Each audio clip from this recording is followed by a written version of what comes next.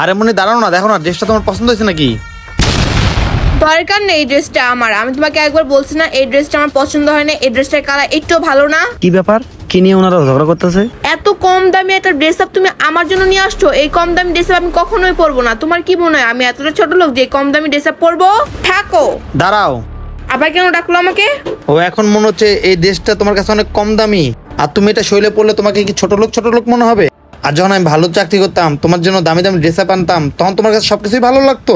মানুষ কাপড় কিনতে পারে না আর না কাপড় নিয়ে ঝগড়া করে। আল্লাহ। আর এখন দেখো আমার ভালো একটা জব নাই, আমি গার্মেন্টসের একজন সুপারভাইজার। আমি নিজের কিছু না কিনে তোমার জন্য নিয়ে আসছি সামনে ঈদ দেখে, আর তুমি ড্রেসটাকে ফালাই দিলা না দেখে শুনে।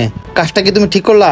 আর এই কাপড়ের দাম দেখতেছো, আমার ভালোবাসাটা না, তাই না? আচ্ছা এই কাপড়টা কি তোমার সত্যিই দরকার নাই? হ্যাঁ, আমার দরকার নেই এই কাপড়টা। ঠিক আছে, তাহলে এই কাপড়টা আমি আর তোমাকে দিলাম না।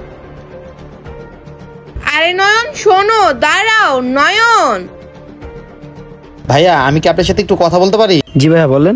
আরে নয়ন আবার এই মালিটার সাথে কি কথা বলবে? আচ্ছা ভাই, আপনি বেতন কত টাকা পান মাসে? ভাই আমি 7,000 টাকা বেতন পাই। ফ্যামিলিতে কে কে আছে আপনার? আমার মা, আমার বউ আর ছোট একটা বাচ্চা আছে। আচ্ছা, বিবাহিত ছেলে, তার মানে আমার কষ্টের কথা তো আপনি বুঝতেই পারবেন, কারণ বিয়ের পর একজন পুরুষ মানুষের কতটা কষ্ট। আর আপনি কিনা 7,000 টাকা বেতন পান, এই 7,000 টাকা দিয়ে আপনার এই জামানায় সংসার চলে ঠিক মতো? হ্যাঁ ভাইয়া, আল্লাহর রহমতে এই 7,000 টাকা দিয়ে আমরা অনেক ভালোভাবে চলতে পারি। এখানে আমাদের কোনো সমস্যা হয় না। আর কথায় আছে না, যত ইনকাম তত খরচ। আর অল্প ইনকামে সুখে আছি আলহামদুলিল্লাহ। আচ্ছা তাই তো, আপনার ওয়াইফ আপনার কাছে কোনো দাবি করে না, কোনো ডিমান্ড করে না? কেমনে দাবি রাখবো বলেন ভাইয়া? মা অসুস্থ, সন্তানের লেখাপড়া খরচ, এই সবকিছু আমাকে একাই চালাতে হয়। আর আমি যে এত কষ্ট করি ও তো সব দেখে, কখনো দাবি করে না। আর যদিও কাজ করতে যাওয়ার কাপড় চোপড় ছিঁড়ে যায়, ওটা আবার সুইচিতে যে সিলাই করে রাখে। এরকম মেয়ে আমি খুব কমই দেখছি ভাইয়া। ও কোনোদিন মুখ ফুটে বলে নাই ওগো আমাকে একটা নতুন কাপড় কিনে দাও। উল্টা আরো মানুষের বাসায় কাজ করে আমাকে সাহায্য করে। এই হলো গরিবের বউ ভাইয়া। আর ও যে কাজ করে ওখান থেকেও মাস শেষে 2-3 হাজার টাকা পায়। কেন রে ভাই, আপনি তো একজন পুরুষ মানুষ, আপনার বউয়ের কামার খেতে আপনার কি লজ্জা লাগে না? আপনার মন চায় না আপনার বউরে প্রতি মাসে দামি দামি কাপড় কিনে দিতে, ভালো ভালো রেস্টুরেন্টে নিয়ে দামি দামি খাবার খাওয়াতে? ভাই আপনি তো একজন পুরুষ মানুষ, আপনি তো আমার কষ্টটা বুঝবেন, কতটা কষ্ট করতে হয় আমাদের পুরুষ মানুষের। আর সব পুরুষরাই চায় তারা তাদের বউকে দুনিয়া সব খুশি দিতে, কিন্তু সবাই পারে না। ওই যে টাকা প্রয়োজন, টাকায় কুড়াতে পারে না। কিন্তু ভাগ্যের কাছে আমরা পুরুষরা সব নত।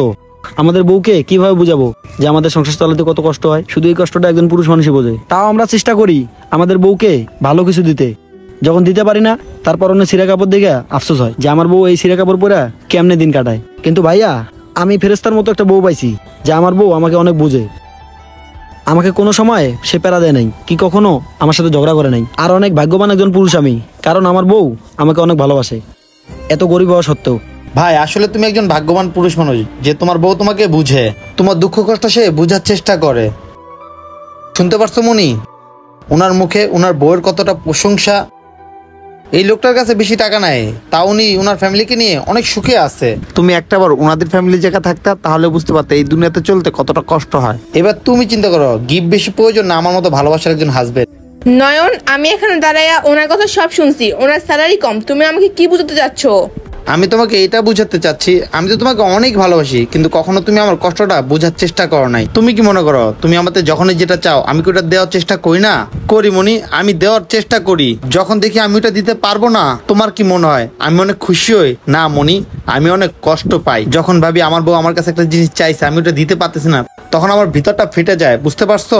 কারণ আমি আমার ভালোবাসা মানুষের ইচ্ছাটা পূরণ করতে পারলাম না। মনের ভিতর কষ্ট লাগে যে কেন আমি একজন দায়িত্ববান পুরুষ মানুষ হতে পারলাম না। আর যদি তোমার মতো কেউ একজন বউ পায়, যতই তোমার মনের ইচ্ছা পূরণ করুক না কেন, তোমার মনের ভিতরে খুঁত থাকবে আর তোমার হাজবেন্ডের মনে শান্তি পাবে না। আর তোমার এত ইচ্ছা আমি কখনো পূরণই করতে পারি না। তোমার তো হাজবেন্ড দরকার না, তোমার তো একজন এটিএম বুট দরকার, যে সবসময় তোমার সব ইচ্ছা টাকা ঢেলে ঢেলে পূরণ করবে। আর তুমি মনে করো সামনে গিয়ে হাত পাতবা, যা টাকা চাইবা তাই টাকা বের হবে। দেখো মনি, যখন আমার বেশি বেশি ইনকাম হতো তখন আমি তোমাকে দামি দামি কাপড় দিতাম, এখন আমার কম টাকা ইনকাম হচ্ছে, আমি একজন গার্মেন্টস এর সুপারভাইজার, আমি তোমাকে দামি দামি জিনিস কিনে দিতে পারবো না, কারণ আমার কম টাকা স্যালারি। তোমার জন্য তো আমি গিফট আনতেছি তাই না, কম দামেই আনি, এখানে সমস্যাটা কিসের? আমি নিজের জন্য না কিনে তোমার জন্য আনতেছি তাই না? থাক এসব বুঝায় তোমাকে এখন আর কোনো লাভ নাই। আজকে তো আর প্রথমবার তোমাকে আমি বুঝাচ্ছি না। আর ভাইয়া আপনাকে আমি বলতেছি, আপনি আমাকে একটা সত্য কথা বলেন তো, আপনি যদি আপনার বউয়ের জন্য একটা গিফট নিয়ে যান সে কেমন খুশি হবে? আসলে ভাইয়া কখনো নিয়ে যায়নি, আর নিয়ে গেলে অনেক খুশি হব। আজ পর্যন্ত বউকে আমি কখনো গিফট দিতে পারিনি, সামনে আবার ঈদ আসতেছে। ঠিক আছে ভাই, আপনি 3 পিসটা নিয়ে যান, আপনার ওয়াইফকে এটা আপনি আজকে গিফট করবেন, বলবেন এটা আপনি কষ্ট করে তাকে কিনে দিচ্ছেন। আপনার বউ এইসব কথা শুনে খুব ভালো লাগবে তার, এবং কি সে অনেক খুশি হবে। আর না না ভাই, এটা তো আপনি আপনার বউয়ের জন্য কিনছেন, আবার দেখলাম এটা নিয়ে ঝগড়া করতেছেন। আমি এটা কিভাবে নিতে পারি? আরে ভাই কি কথা বলছেন, কিছু মানুষের কাছে এই গিফটের কোনো দাম নাই, কিন্তু আপনার বউর কাছে এটা অনেক দামি একটা গিফট, কারণ তার হাজবেন্ড তাকে ভালোবেসে দিচ্ছে। না না ভাইয়া, এটা দরকার নাই। আমরা আল্লাহর রহমতে অনেক খুশি আছি। ভাইয়া কিছু মনে না করলে আপনি এটা রেখে দেন। আর আমি আমার হাজবেন্ডকে কখনো বোঝার চেষ্টা করি নাই। আমি ভাবছি ভালো ভালো গিফট এবং কি সারপ্রাইজ দিলে ভালো লাইফ পার্টনার হওয়া যায়। ওনাকে আমরা কখনো বোঝার চেষ্টা করি নাই যে উনি আমাদের সংসারের জন্য কতটা কষ্ট করে। দিনের পর দিন সে কষ্ট করে আমাদের জন্য টাকা উপার্জন করতেছে। নয়ন, আজকে আমি সবকিছু বুঝে গেছি। এই নেন ভাইয়া, এবার তো আমার ওয়াইফ আপনাকে পারমিশন দিচ্ছে। ধন্যবাদ ভাইয়া, ধন্যবাদ ভাবি। মনি, তুমি তোমার ভুলটা বুঝতে পারছো, কিন্তু একটা কথা মনে রাখবা, আরেকদিন যদি তুমি আমার সাথে এইসব বিষয়ে তর্ক করো না, তোমার সাথে আমার সেদিনই কথা বলা বন্ধ হয়ে যাবে, ঠিক আছে? আরে নয়ন দাঁড়াও তো, নয়ন। বন্ধুরা, একজন পুরুষ মানুষ তার শখের চিন্তা না করে তার ফ্যামিলির চিন্তা করে, এটাই কিন্তু বাস্তব। আর এই ঈদে যারা যারা আমার মতো নিজের চিন্তা না করে ফ্যামিলিকে শপিং করেছেন, তারা এই ভিডিওটা অবশ্যই শেয়ার করে দেবেন। ধন্যবাদ সবাইকে ভিডিও দেখার জন্য। নতুন কেউ থাকলে অবশ্যই আমাদের ফলো করবেন, লাইক শেয়ার কমেন্টস করতে কিন্তু ভুলবেন না।